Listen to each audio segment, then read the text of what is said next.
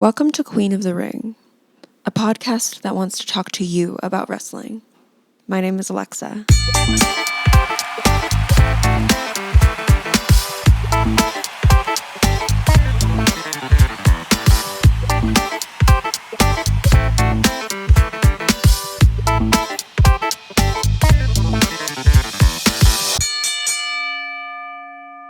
Today I want to talk about Sonny Kiss. She is a crop top wearing, incredibly athletic, delicate, plant-based femme individual with a whole lot of sex appeal. Born on December 11th, 1993 in Jersey City, New Jersey, Sonny's birth name is Hassan. She is mentioned she has a couple of brothers, but I don't know how many for sure. Her father is Middle Eastern and her mom is Black and Native American. She grew up in Jersey, which she has talked about how much she still loves it there. She has an incredibly supportive family. She says that her mom is her biggest fan. She grew up dancing as a child, admiring all of the hip-hop and pop videos that I used to as well. But she also really loved nu metal growing up, she says, and her favorite band to this day is Limp Bizkit. She trained for dance at a place called Kennedy Dancers doing hip-hop and jazz as she was young. And she continued to go on to a performing arts high school, and she widened her abilities there, learning contemporary and modern. And around that time, she continued to do many different workshops and programs within dance. And there's a lot of similarity between dancing and wrestling. Many dancers have become incredible superstars, Naomi to name one. Sonny is also very big into yoga, and I'm pretty sure she is an instructor as well. She describes herself as always having been femme and labels herself as gender fluid, non-binary. She goes by the pronouns of he, she, and they, but seems pretty unattached to pronouns in general. As a quote that Sonny says is, "I am just a human who is feminine." She started to get into wrestling because of the video game WCW Revenge and was instantly drawn to guys like Rey Mysterio.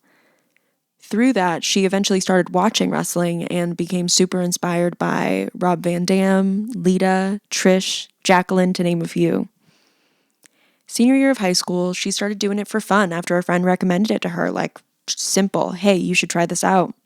And she said she was inspired to do it because she knew that she could bring something different than what was always demonstrated as the prototypical wrestler. The character aspect of wrestling stole her from the dancing world. In the AEW podcast, she talks about the process of auditioning when you're a dancer and how it is all about blending. You're constantly told there are 100 other people just like you. And wrestling is all about standing out, bringing you into the ring and showing people who you really are. She began training at East Coast Professional Wrestling in 2011 and continued to train with Warriors of Wrestling and continued to bounce around training multiple places. She at first began managing, like most femme people do, and she says that she loved being a valet and she thinks it's a real art, and I completely agree. You know, people like Nancy Benoit, R.I.P., who as Fallen Angel and as the Woman were absolute presences in the ring, bringing out their others. You know, for modern day, Scarlett with Karrion Kross, she is such an incredible energy that she brings into the ring when she is bringing him out. To get back to Sonny, when she started, she said that she was faced with a lot of confusion and hate from promoters and fans based solely on her identity and how she expressed her gender. But she talks about how it is important to see femme people who look like her. When she talks about this, she says that the hate that she got was never about her wrestling. It was always about how these other people felt about her gender expression. Femme and queer characters within wrestling have historically been categorized as an attraction and not to be really taken seriously. Through the visibility that Sonny provides in AEW, conversations can be started about the treatment of LGBTQIA wrestlers within the industry. Back to her story, she started in Lucha Underground, teaming up with Sammy Guevara, also of AEW fame, and they are actually best friends in real life. If you are unfamiliar with this individual and want to know who she is as a wrestler quick, look up Sonny Kiss versus Jack Evans on Lucha Underground, and you will be very quickly educated on just how talented she is in the first 30 seconds of the match starting. I'm pretty sure that Lucha Underground was a bad experience for her.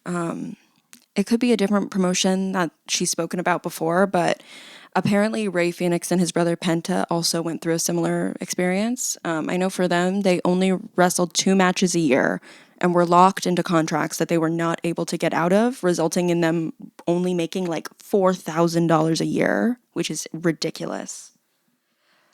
The name she went by in Lucha Underground was Exolicious. Sonny says the name kind of came from how X can symbolize the non-binary experience, and, exo, hugs and kisses, and licious is sexy, you get it. But Lucha Underground marketed Sonny as an exotico, which is usually a gay man wrestler whom presents feminine or is in drag, but is usually assigned male at birth. It's a tradition and a part of the luchador culture where subverting gender roles is the name of the game.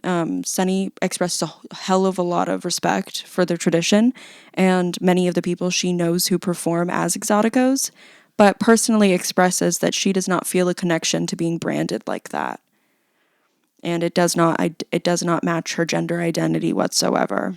She got involved in AEW in late 2018, early 2019, I believe because Brandi Rhodes, Cody Rhodes' wife, and also a wrestler, messaged her on Instagram asking her if she would like to come wrestle for them. Sonny was still wrapped up in the contract at Lucha Underground at the time, but was on the very tail end of it, I believe. Sonny regularly cites Dustin Rhodes as her mentor. Dustin was Gold Dust in WWE in the 90s and 2000s and is a part of a very, very famous wrestling family, his brother being Cody Rhodes, Stardust, and their father is the legendary Dusty Rhodes, the American Dream, who was a fixture within the wrestling industry until his passing a few years ago. And, he still is a fixture past his passing. But Sonny always says that she thanks Dustin for a lot that he is, and that he is such a sweet person and is the best trainer. And another one of her mentors is Billy Gunn, which is Mr. Ass to you, honey, and I love Billy Gunn. I want to get into some of the details in her interview on Talk is Jericho, because I think it's a very interesting conversation between the two of them. And, there's not as much information about Sonny from places, and I think diving into this can kind of show what kind of person she is. I wish that there was another person that I had to do a reading of this with, because that seems really silly. I feel very complexly about Chris Jericho, as I suppose we should try to do that with most people when we have the energy to. And I would never try to ignore all of the success he has had. He is incredibly talented and has even established him and those he still works with as actual forces the WWE should watch out for within wrestling. And I'm a huge fan of AEW. I watched him when I was young too, and he is incredibly talented. But I'm also very aware of the fact that his wife was at the insurrection.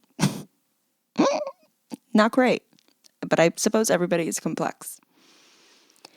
And I'm just not that big of a fan of some of the shit that he says, but I guess it doesn't matter that much. Back to the episode. Chris is asking her a lot of questions about gender and sexuality 101. And Sonny kind of takes his shit-ish questions and talks about the importance of supporting young LGBTQIA kids. Chris kind of compares her experience to the gay wrestlers he has known in his life, like Pat Patterson or Chris Kanyon, R.I.P. He was a man who wrestled alongside Chris Jericho, Eddie Guerrero, Rey Mysterio, and more, and he was closeted most of his life, and he died by suicide.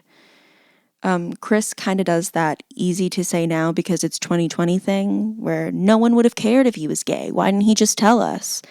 And Sonny points out the truth that it is incredibly hard in those situations. You deduce that your male friends would treat you differently in situations that before they wouldn't, because it does happen. And something that Sonny mentions about that makes me sad is the playfulness that disappears after coming out to your friends. That playfulness changes in their minds somehow, and it's not the same. Sonny clarifies and states in general that there is a difference between the experiences of these mask-presenting white gay men and her, since she's feminine and out, and it comes with a different life. Chris then says that the environment is such a macho environment that it does seem isolating, because it was also secretive. Sonny responds by saying there have been a lot of wrestlers who have come out to her in a vulnerable moment, asking her not to tell anyone. And it seems like her mere presence makes people want to open up. More generally throughout the interview, Sonny and Chris talk about a joke that Sonny made that makes me scream. In a conversation about the wrestler Taz, who was in WWE in the 90s, now AEW with his FTW championship, Sonny says, "I was today years old when I found out that Taz wasn't black. And oh my God, when I heard that, I screamed. I ran to my boyfriend and told him, 'Did you know that Taz was not black?' Because he's just Italian." And we were both floored.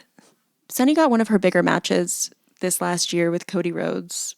And right now, I believe Sonny is in a tag team with Joey Janela, but that could be passed. That's on AEW Dark and AEW Dynamite. She has also been in school for the last few years with a kinesiology major, and I'm pretty sure she graduated just late last year. In 2019, she got engaged to a fellow wrestler named Killian McMurphy, and I really think that Sonny is 100 million% at the beginning of a revolution for queer wrestlers, and I cannot wait to see where her story continues to go. Something Sonny says is, "If I'm not for you, that's fine. I don't care to be. Just allow other people to feel like they have someone to look up to." And that's where I'm going to end. If you happen to make it this far, I want to say thank you so much for listening. Queen of the Ring was written by me, Alexa Pruitt. The music is by Kreider Dane of Helter Skelter Music Productions. If you liked what you hear, join me next week.